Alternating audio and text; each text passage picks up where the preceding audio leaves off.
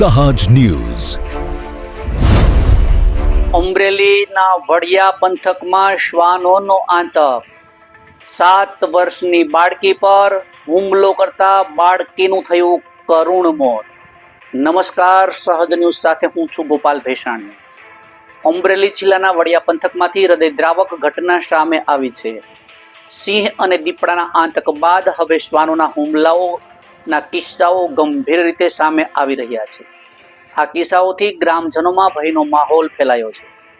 વડિયા તાલુકાના ખાનખીજડીયા ગામે ખેતરમાં રમતી 7 વર્ષની બાળકી પર 3 શ્વાનો તૂટી પડ્યા હતા અને મળતી માહિતી મુજબ ખેત મજૂરી કરતા પરિવારની દીકરી અંજના પ્રકાશભાઈ વાડી વિસ્તારમાં રમી રહી હતી ત્યારે અચાનક 3 શ્વાનોએ તેના પર હુમલો કર્યો હતો।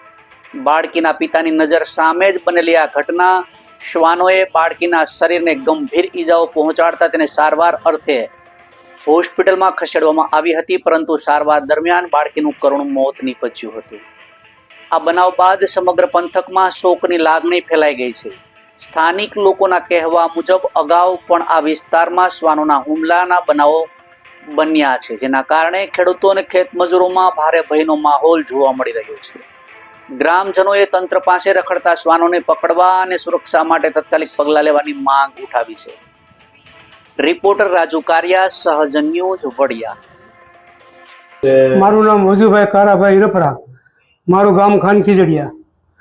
મારી વાડીએ મજૂર 3 વર્ષ રહેતા, તો એ ખેતી કામ મજૂરી મારું ભાગ્યું રાખતા, એને એ તળી વાટતા હતા।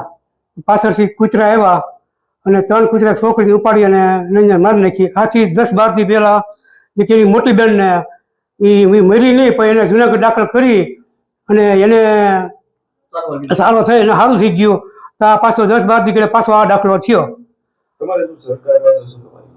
અમારે સાહેબ આવા ખેતી કરવી કે અમારે શું કરવું, અવારનવાર આવી અને આમ કરી જાય છે। અમારા વાળ ઢોર વાડીએ બાંધતા હોય અને અમારે ત્યાં કિલ જીવની જોખમ છે।